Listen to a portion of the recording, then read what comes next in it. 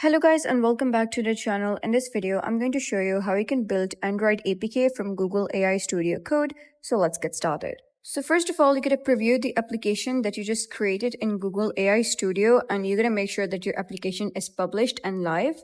And then you're going to click on share over here and click on copy link. Then you're going to go to any of the tool that will convert your web app into the native app. So there are numerous applications that you can choose from. I suggest median.co.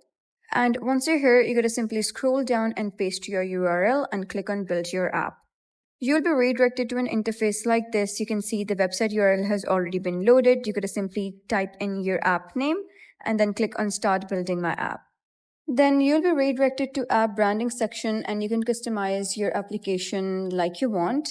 And then click on build and download, and here you'll be able to see Android APK. You can also download the source code, but if you want to convert into APK files specially, you're going to simply click on build right next to APK.